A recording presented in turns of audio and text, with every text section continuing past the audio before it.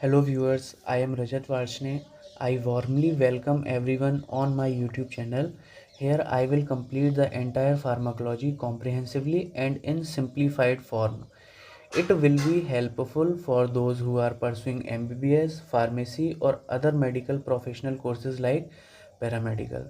So without wasting our time, we are going to enjoy a lecture on introduction to pharmacology. So firstly we should know that what we are going to cover in this chapter.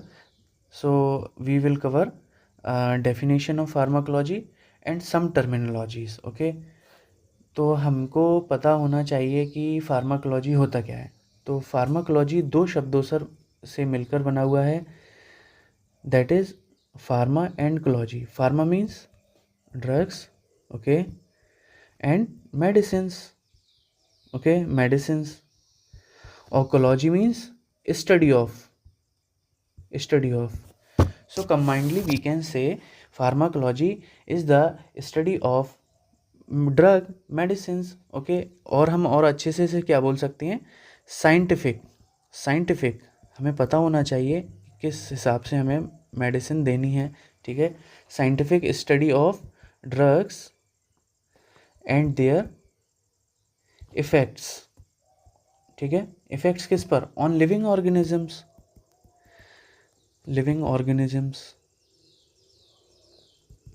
ठीक है, organisms.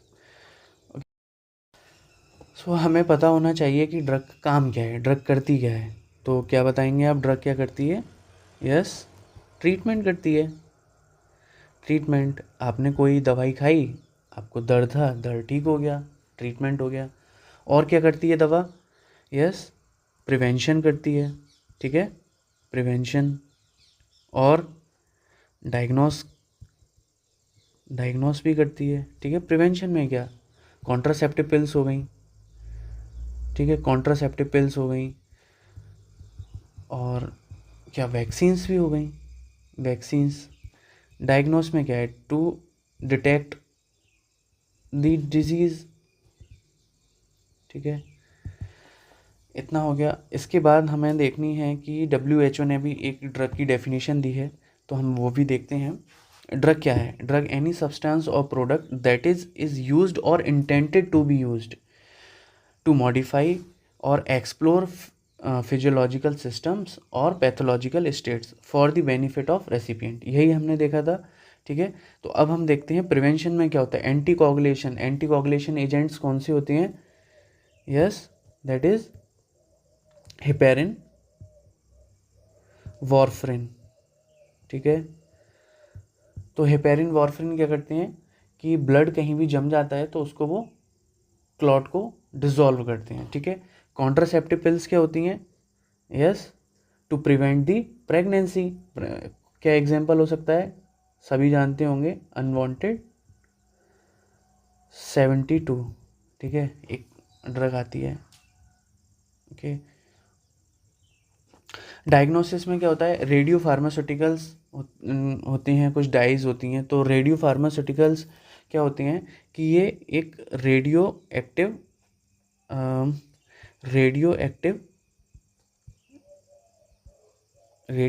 Drugs होते हैं, और ये medical imaging और therapy में use किए जाते हैं. ठीक है, इसका एक एग्जांपल है इंडोसाइनिन ग्रीन. तो इंडोसाइनिन ग्रीन कहाँ यूज होता है? यस, आई की एंजियोग्राफी के लिए, आई एंजियोग्राफी. और सेकंड कहाँ यूज होगा इसका? लिवर फंक्शन टेस्ट आपने LFT रिपोर्ट देखी होंगी. ठीक है, तो इसमें भी और क्या हो सकता है, लिवर ट्रांसप्लांटेशन के लिए भी. ठीक है,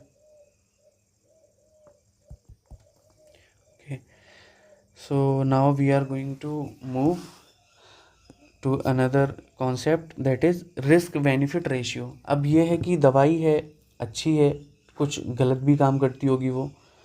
ओके, तो गलत काम क्या है, उसके जो साइड इफ़ेक्ट्स हैं वो क्या हो सकते हैं, हम कैसे उसको एसेस करते हैं?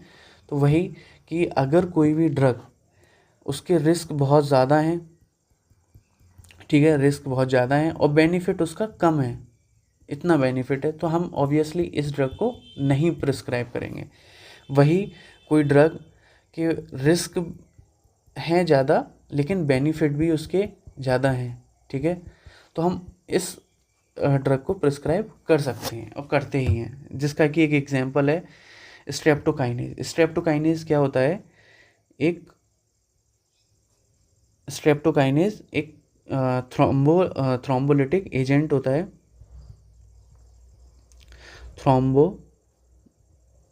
थ्रोम्बोलिटिक एजेंट, ठीक है। और ये होता क्या है? प्रोटीन होती है एक, ठीक है। ये काम क्या करती है? यही dissolve the clots in the blood vessels, ठीक है। जैसे कि एक्यूट मायोकार्डियल इन्फार्क्शन हो जाए या पल्मोनरी इम्बोलिज्म हो जाए, तो क्या होता है कि इमरजेंसी का केस है ये दोनों, ठीक है, तो इसमें हम स्ट्रेप्टोकाइनेज दे देते हैं, ठीक है। वही अगर पेरीफेरल टिश्यू हैं, पेरीफेरल टिश्यू कहीं भी छोटी सी भी कहीं क्लॉट हो जाए तो हम स्ट्रेप्टोकाइनेज नहीं देंगे, क्योंकि उसका साइड इफ़ेक्ट क्या है?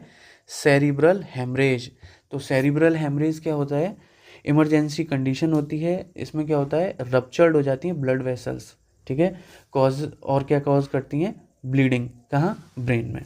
तो bleeding in the brain, bleeding in the brain, by rupturing of blood vessel, ठीक है, ये हो गया, ठीक है। और इसके बाद एक टर्म है थेरापेटिक इफेक्ट। थेरापेटिक इफेक्ट क्या होती है? Response after treatment. आपको आपको बुखार था, ठीक है, बुखार था आपको, ठीक है, आपने जो बुखार था फिर उसके बाद एक ड्रग ली, ड्रग के बाद आप हो गए ठीक, ठीक है। तो यही जो ठीक होना है दवाई लेने के बाद, यही थेरापेटिक इफ़ेक्ट होता है, ठीक है। ये हम देखेंगे कि इस ड्रग का थेरापेटिक इफ़ेक्ट कितना है और वो सब, ठीक है। टॉक्सिकोलॉजी, टॉक्सिक से हम समझते हैं पॉइजन, पॉइजन। और कोलॉजी से हमें क्या पता चलता है? Yes, study, study of poison, ठीक है। स्टडी ऑफ पॉइजन्स कहाँ? ड्रग्स की देखेंगे हम यहाँ पर, हम लोगों की नहीं देखेंगे कौन कितना टॉक्सिक है, ठीक है। तो हमें ये भी पता है यहाँ पर चलता है कि how the drugs are toxic, कितनी जो ड्रग हैं वो कैसे टॉक्सिक हैं, ओके। एसेंशियल मेडिसिन्स क्या होती हैं? Those that satisfy the health care needs of majority of the population. जैसे कि दो पॉपुलेशन है, अलग अलग हैं, तो क्या होता है कि कभी किसी पॉपुलेशन की रिक्वायरमेंट रहती है कि वहाँ पर उन्हें कार्डियोवैस्कुलर डिजीज़ के लिए ड्रग चाहिए, कहीं क्या रहता है कि उन्हें एंटीबायोटिक्स चाहिए, ठीक है। तो अलग अलग पॉपुलेशन होती है तो उनकी अलग अलग रिक्वायरमेंट भी रहती हैं एसेंशियल मेडिसिन्स की, जो कि हमेशा उनके लिए अवेलेबल रहें, ठीक है, available, affordable, affordable obviously affordable रहनी चाहिए, और कॉस्ट इफ़ेक्टिव इसी में ही हो गया। और क्या हो सकता है? अफोर्डेबल, अवेलेबल और safe. Next is orphan drug. Orphan drugs क्या होती हैं? Used for the diagnosis, treatment और प्रिवेंशन ऑफ रियल डिजीजेस। इसका एक एग्जांपल है स्पाइनल मस्कुलर एट्रोफी, ठीक है।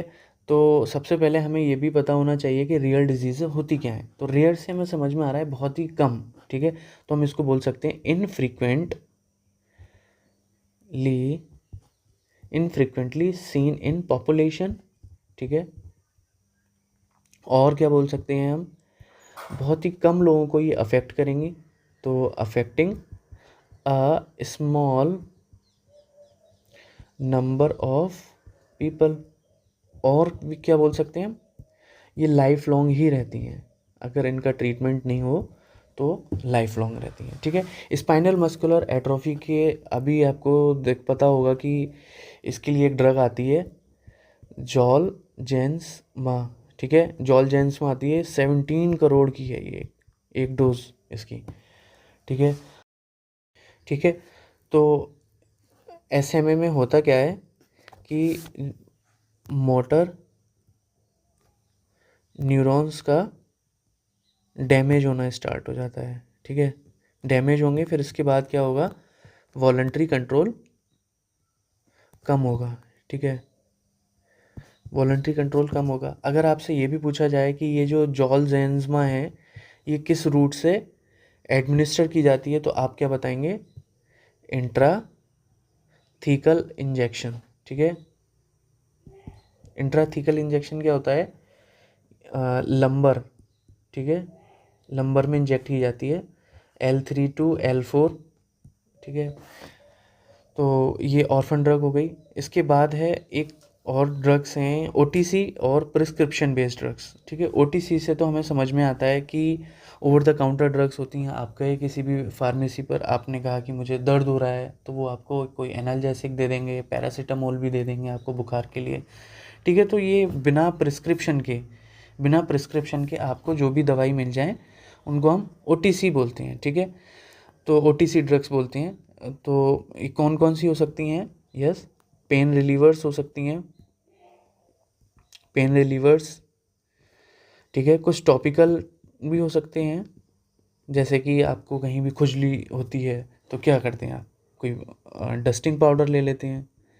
ठीक है, डस्टिंग पाउडर, क्रीम भी लेते हैं। ठीक है, और क्या होता है? कुछ डाइजेस्टिव एड्स भी लेते हैं। ठीक है, जैसे इनो ले लिया, गैस हो रही है इनो ले लिया। ठीक है, एंटासिड्स हो गए। तो इस तरीके से लेग्जाटिव्स भी होते हैं। ठीक है, लेग्जाटिव्स क्या होते हैं? जो कि कॉन्स्टिपेशन को ट्रीटमेंट करते हैं। ठीक है, ट्रीटमेंट ऑफ कॉन्स्टिपेशन।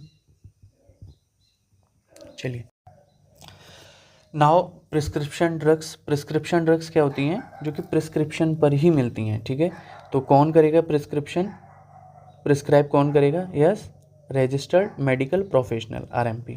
ठीक है, तो एक हमारे इंडिया में एक एक्ट है, ड्रग एंड कॉस्मेटिक एक्ट 1940। ठीक है, तो इसी के अंदर कुछ शेड्यूल्स बनाए हैं। तो शेड्यूल्स अलग अलग शेड्यूल्स हैं, उनके अलग अलग काम हैं। ठीक है, लेकिन हमें यहाँ पर अभी जानना है शेड्यूल H और शेड्यूल X। ठीक है, तो शेड्यूल X में आपकी जो ड्रग्स रहती हैं वो भी प्रिस्क्रिप्शन बेस्ड रहेंगी, शेड्यूल X में भी रहेंगी। तो शेड्यूल X में रहती हैं नारकोटिक ड्रग्स। ठीक है, नारकोटिक ड्रग्स जैसे कोकीन हो गया। ठीक है, तो इस तरह की ड्रग्स रहती हैं शेड्यूल X में। वहीं शेड्यूल H में आपकी रहती हैं एंटीबायोटिक्स। ठीक है, एंटीबायोटिक्स, एंटी ट्यूबरक्लोसिस। ठीक है, तो ये इस तरह की ड्रग रहती हैं। इसमें एक शेड्यूल H1 भी होता है, बहुत डिटेल में नहीं जाएंगे। ठीक है, तो एक छोटी सी बात आपको पता होना चाहिए कि ये प्रिस्क्रिप्शन बेस्ड ही क्यों रखी हैं इन्होंने। ठीक है, इसीलिए रखी हैं ताकि एडिक्शन ना हो। ठीक है, एडिक्शन ना हो किस केस में? शेड्यूल X के केस में। वही एंटीबायोटिक्स की बात हो रही है तो हम बोल सकते हैं यहाँ पर AMR, जो कि अभी बहुत बड़ा इशू है मेडिकल फील्ड में, कि AMR बहुत डेवलप हो रहा है। AMR क्या होता है? Anti microbial resistance. ठीक है, इसका भी एक पूरा एक लेक्चर होगा, उसमें हम इसको देखेंगे। ओके, तो हमने ये पढ़ा कि फार्माकोलॉजी की डेफिनेशन देखी थी। ठीक है, डेफिनेशन, और देखा था कि ड्रग करती क्या है, क्या करती है ड्रग? यस, ट्रीटमेंट करती है, प्रिवेंशन करती है और डायग्नोस करती है। और क्या देखा था हमने? कुछ टर्म्स देखी थी। टर्म्स में सबसे पहले कौन सी देखी थी हमने? ऑर्फन ड्रग्स देखी थी, प्रिस्क्रिप्शन बेस्ड ड्रग्स देखी थी, OTC ड्रग्स देखी थी, थेरापेटिक इफ़ेक्ट देखा था। ठीक है, तो हमने ये सब देखा। अब आप इसको बार बार रिवाइज़ कीजिए, ये बहुत ही इम्पॉर्टेंट है। ठीक है, अब हम कल को जो हमारी क्लास होगी वो एक रूट ऑफ ड्रग एडमिनिस्ट्रेशन की होगी। ठीक है, मैं उसमें कुछ क्वेश्चन भी ऐड करूँगा जिससे कि आपकी प्रैक्टिस अच्छे से हो जाए। ठीक है, आई होप कि आपको ये सब समझ में आया होगा। ठीक है, अगर कोई भी क्वेरी है तो मैं अपनी ईमेल आईडी यहाँ पर मेंशन कर देता हूँ, आप उस पर क्वेश्चन पूछ सकते हैं। ओके, सो बस फाइनली बस कहूँगा thank you so much, thank you very much, आपने सुना। Okay, we will continue our class tomorrow. Thank you so much.